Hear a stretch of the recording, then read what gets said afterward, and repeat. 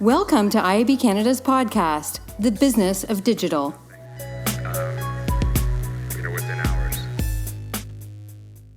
Thank you so much for tuning in to this week's podcast with IAB Canada, The Business of Digital. Today we are so excited to welcome Aila, who is the Director of Brand Marketing at Mejuri. Mejuri is a direct-to-consumer brand. This is a subject that we have been so very excited about over the past couple of years. Just these digital native dynamos that are sprouting up and just turning marketing in general on its head. And to make it all that much more special, it's just so nice to see that Mejuri is a homegrown Canadian company, Canadian started, and I think there's no better discussion to be had right now than to look at the inspiration from somebody who's kind of killing it out there. So welcome, Aila. Thank you so much for having me. All right, well, let's get started. Let's talk about the history of Mejuri. How did it all start? What's the brand of it? Yeah. So Mejuri was founded in 2015 by Noura Sakisha. So Noura is actually a third generation jeweler. So her father and her father's father were both jewelers. So she grew up in the shop seeing what he was making, and he was always making special occasion pieces that were bought always by men for women. So she saw the pattern, she loved the product, and she kind of saw it and went in a different direction with her career. So we always call it her second act. She immigrated to Canada and was an engineer, actually, at a big bank. Wow. And decided eventually to create a company, which is how Mejuri came to be. And the premise is really that we do the same handcrafting techniques that she grew up with, the same attention to detail, same incredible materials, but we speak to the end consumer, which is very logical for a marketer. So instead of marketing to men to buy for a woman, we market to women, and we speak to them the way they'd like to be spoken to, which seems very intuitive and straightforward, but Mejuri was really one of the first companies to do that. That's very interesting. I'm wondering if the change in tone, if that has a direct impact on ROI or the way the way that you're able to differentiate yourself in the industry. Yeah, I think there was a big white space, and I think we're founded by women. I think that's a big part of it. It's not a tone that we're putting on. The team is 80% women. So when we create products, we not only create pieces that we'd want to wear that are meaningful to us, but we make sure we create products that not only have resonance, are wearable, but are also accessible, and at the same time feel like something you can gift yourself. We always talk about gifting as something you get from someone. You're waiting to be gifted. You're expecting something on Valentine's Day. You're waiting for an engagement ring.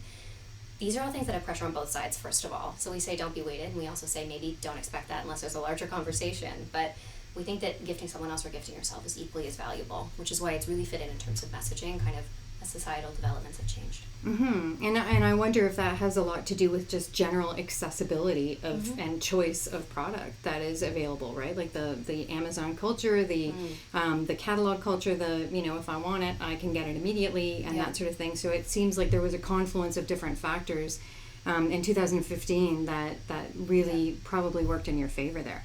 And I'd say even education about product. So more and more people are trying to buy less, but buy more meaningful pieces that they're going to wear long term. So buying something that's solid gold and has ethically sourced diamonds and is going to last you generations is a lot more meaningful than buying something you might only wear for a season. Now, the differentiating, I guess, history and uniqueness of your brand, there's a lot to tell. There's a lot of story in there, right? So in discussing, it's made by women for women, self-gifting, all of that, and the ethical storyline. How does one manage the communication of that? How do you get word out in 2020, never mind from 2015 up to now?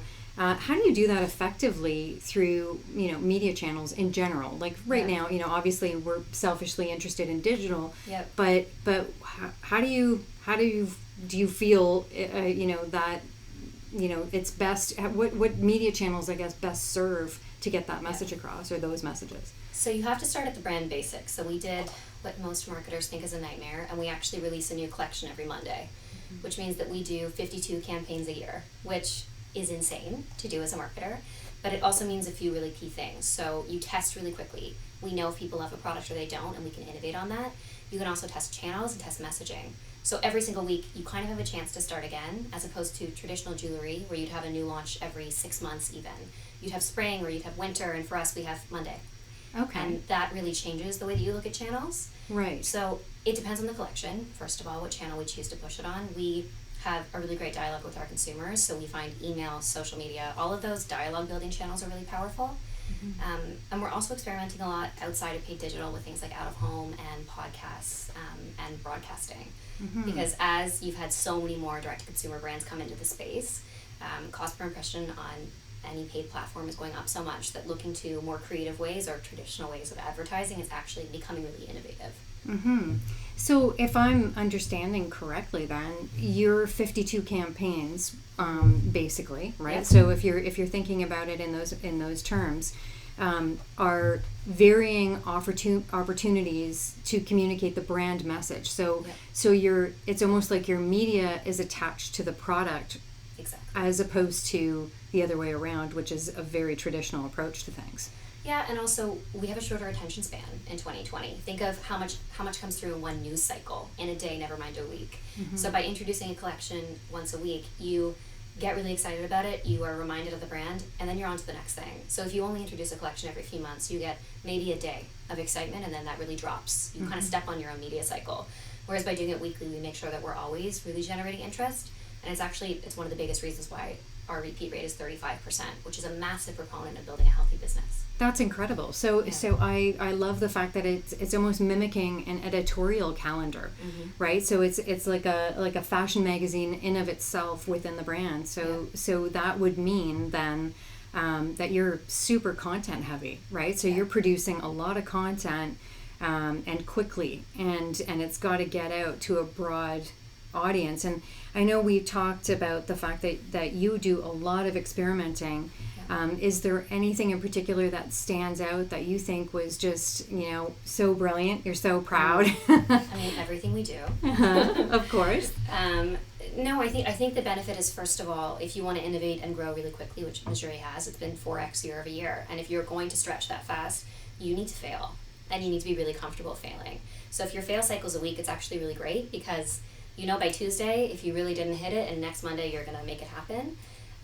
But we actually have a collection, so we had a lot of data collection from this, and we released a collection of engagement rings in October 2018. And we did surveys after with our consumers. And we actually found out that 75% of the people buying the rings were women buying them just to wear for themselves. Right. So based on that data, for International Women's Day 2019, we released a collection of milestone rings. They were all engravable pieces that you can kind of engrave longer messages to yourself within, almost like a tweet to yourself, if you will. And those were a runaway hit and a really powerful collection. So using the insights that we see from social or consumer behavior, or even understanding the people that are actually buying our products, we're able to innovate and bring that to market really quickly. That's incredible. So that's a really great example of how you can also work to personalize and sort of like you're making it all happen.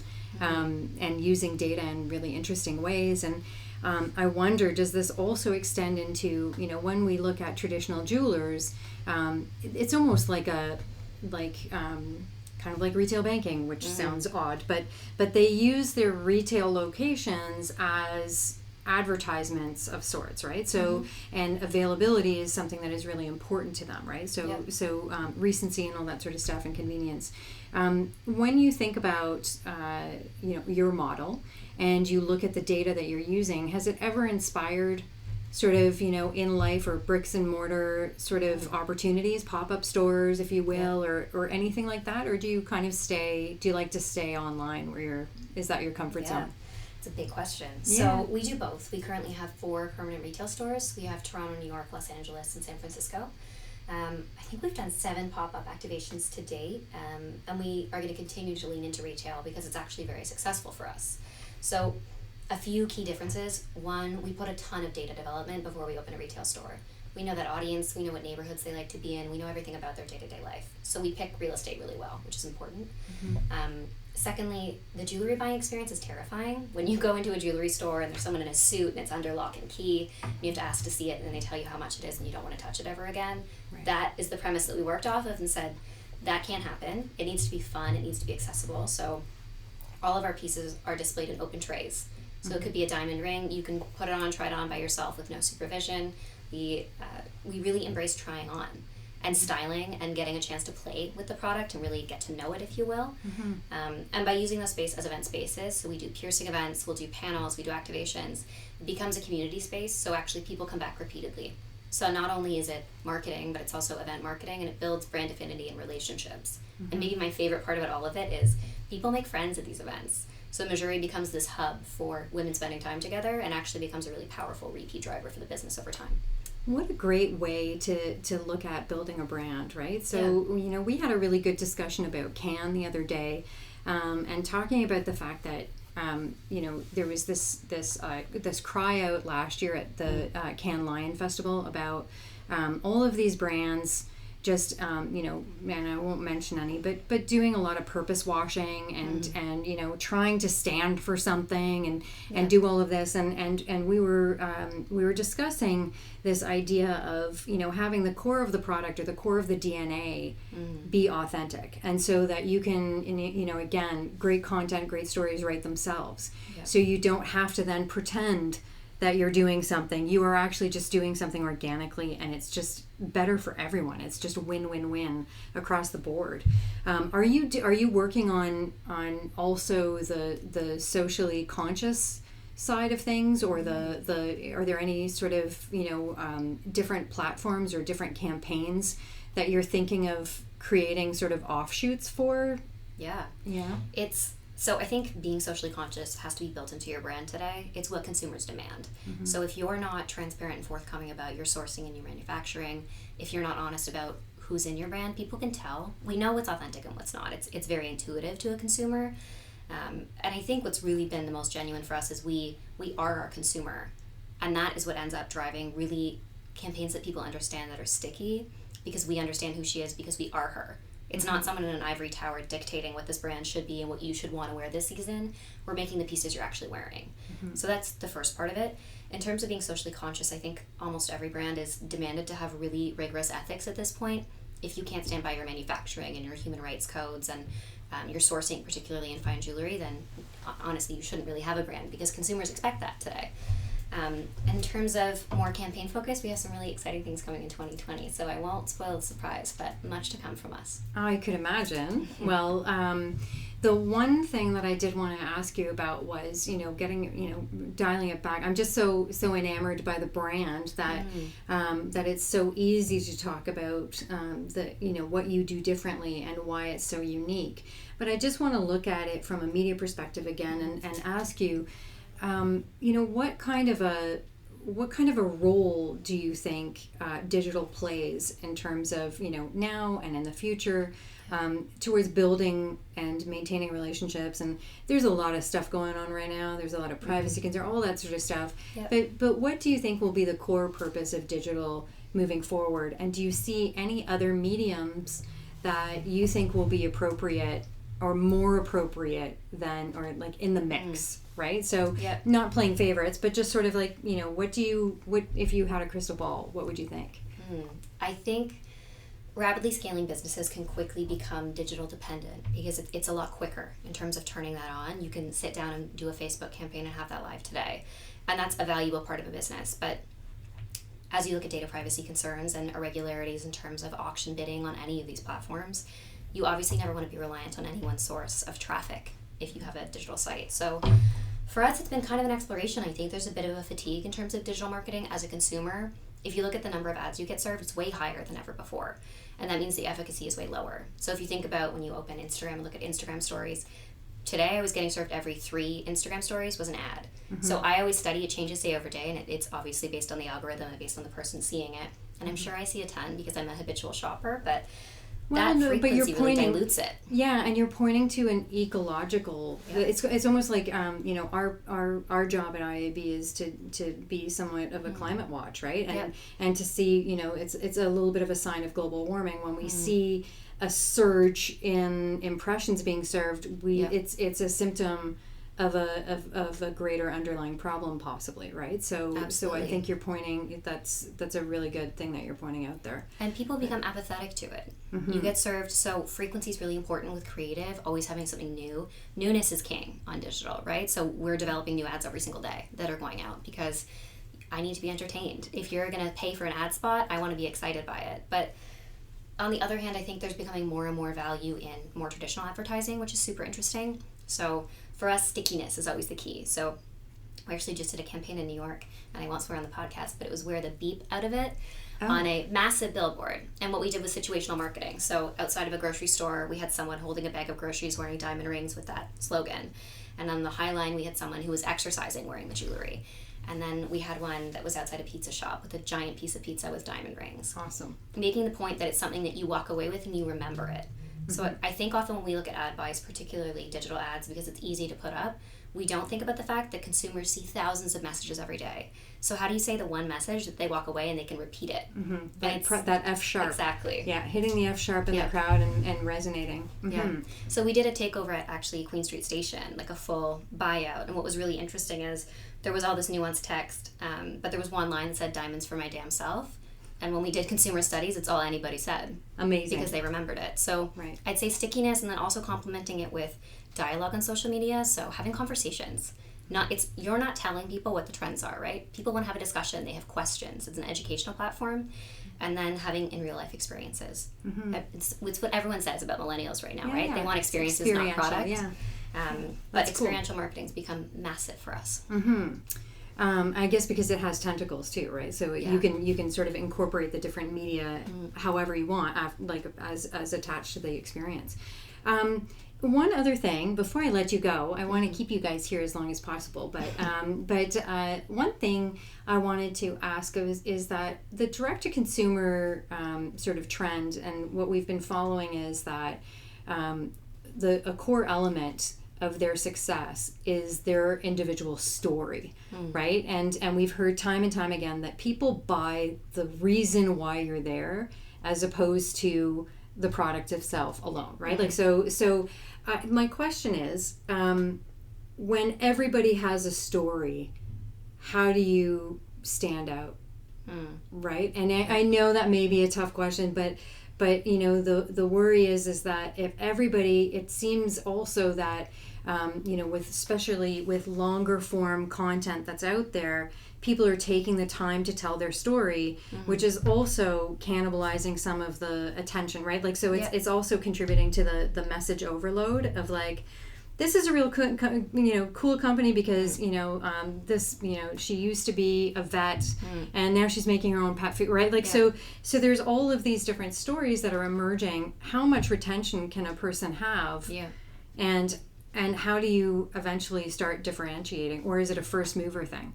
Right? So if you're out there, then that was kind of like your rocket fuel, and then you just rely on product afterwards. What are your thoughts on that? It's a combination. I think when we first started, it was much more focused about Noura and her story, and that still is the backbone for the reason we're here.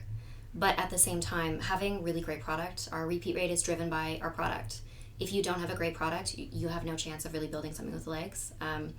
And then over time, I think our brand has come to mean something to people. So it's no longer about us telling our story of how Mejuri came to be. It's people sharing their stories. So even as we look to, we're launching a self-love campaign as we go into Valentine's Day and International Women's Day. And we spend a lot more time listening to our consumers telling their stories and sharing those stories as part of a movement, as opposed to dictating what our stories should be. And we find that kind of social sourcing, if you will, is a lot more resonant with people, because we all hear about direct-to-consumer startups that, raise seed, then they raise Series A and B, and it's this huge thing, but what's your actual emotional connection to it? So I think, from 2015 to 2020, we're now really focused on what's the emotional connection with the consumer, not who are we and what are we, but who are we to you. It's a way smarter way of looking at it, because you want to build a long-term relationship. And do you see any future, this will be my last question, I promise. Do you see a future where you're doing a lot more brand partnerships, where you're working with other brands to bring messages to life? So almost acting as a surrogate content company or a surrogate sort of like a, I guess, I don't know how to word this properly, but like a partner in crime to get a message across, or to, because your product is so specific that it's, and symbolic almost, that you could probably partner with a lot of different brands to carry their message as well. So like a lot of win-win activity from a product standpoint as well as messaging standpoint. Yeah, we used to do them more frequently alongside partnerships with just amazing content creators. As we're growing, we're doing less. More of a symptom of spending time investing in our own brand, especially as we're growing really rapidly, but it's a great way to reach additional audiences. I think ultimately in marketing, especially as you reach saturation points with branding, you either need to find a new way to reach people, which brand partnerships help with in terms of audience expansion, or you need to go to new geographies.